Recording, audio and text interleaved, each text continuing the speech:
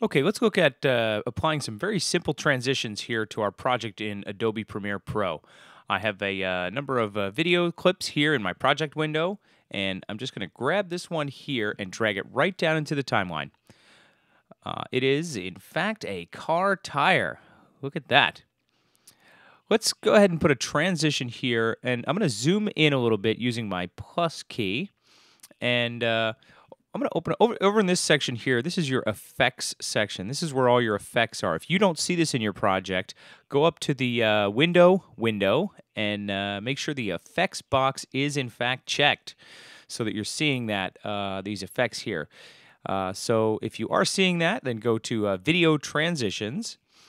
You've got audio effects, audio transitions, video effects, and video transitions. And we see a number of folders within that folder, like a whole Russian doll situation here. So let's open up the dissolve folder. You have a number of different effects. You have slides, stretch, wipe, zoom, but the most commonly used one is going to be your cross dissolve, and that's in your dissolve folder. I use this probably about 90% of the time. And to add that to the video, all I do is I simply I click and drag this over to the video. You see that? And now it's this purple section here represents the part of the video that has that cross dissolve or that fade effect on it. I press spacebar to play it, and it fades right in. And there's that fancy car tire fading right in there. I could do the same thing if I wanted to. Instead of use a cross dissolve, I could use a stretch. So let's open up this stretch folder, and I put the cross stretch on, and I just replace the original by dropping it on there. And now, look at this. Oh, it stretches right in there. So let's just go ahead and undo. That's Control Z, and I'm going to go back to the dissolve. So my fade is back on there. Let's go ahead and change the time of the of this transition here. I'm going to zoom in, and just using my trimmer tool here. If I go to the edge of the transition, you see that that red tool there at the edge of the transition, and I click and drag this transition out. I'm going to drag this out. I'm at about 1 second. I'm going to drag this out to about 3 seconds. That's extremely long, but I'm just using that to illustrate a point, and you get this slow fade up here. And if you want to change this, the default time on here, now mine I think I have set at about a second there.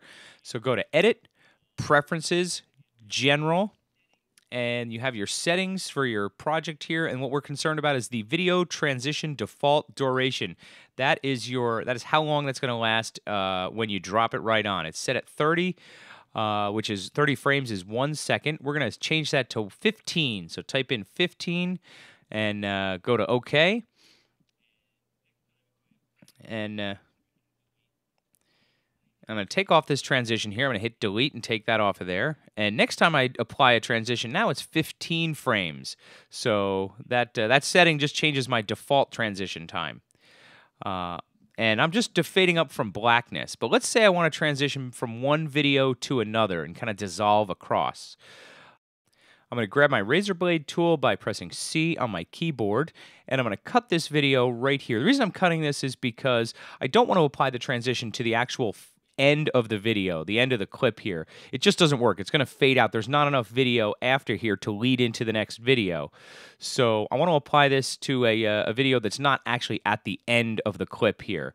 So here's what I'll do is I'll click on this video clip here, and I'll delete that, pressing delete or Control X, and I open up my my preview window and select this clip by double clicking on it, and we're going to trim this down by hitting I to select the in point, and then I'm going to go select O to select my out point, and from this window I'm just going to drag this down right into the timeline. And now I've got two completely separate videos here, and I've butted them up against each other. I've got this tire and the mirror, two different clips here.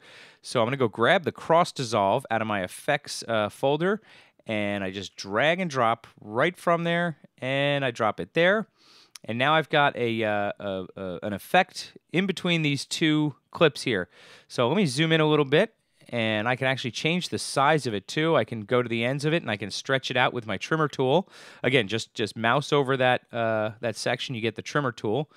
So let me go back a little bit here, and we'll go back to the beginning and press spacebar.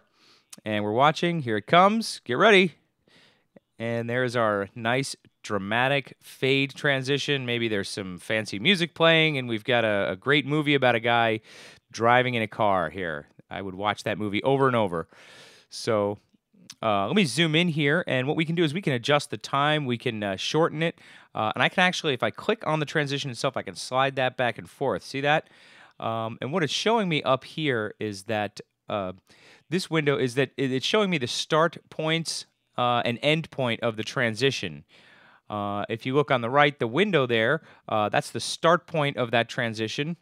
And so this will just give you an idea if you want to tighten that up. Let me stretch this all the way out, and I'm going to start it while the camera is inside the car.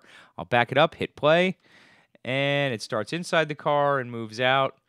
So it's just another way that you can kind of refine and tighten up that transition a little bit. There are plenty of transitions Premiere has packed into its program here. Other than the cross dissolve, there's I'll use a zoom every now and then. But I'm going to give you this advice. Please refrain from going crazy with the wild 3D transitions. Those just never look good. Star wipes and rollaways and things like that. Let me just tell you that those transitions, they never look good. So don't use the star wipes and the page peels and those things. I mean, there's a time and place, and there's very rarely a time and place for those types of transitions. Well, I hope that's helped you use the transitions a little bit better and a little bit more smoothly. So go enjoy editing and transitioning your own delightful videos. Thank you very much.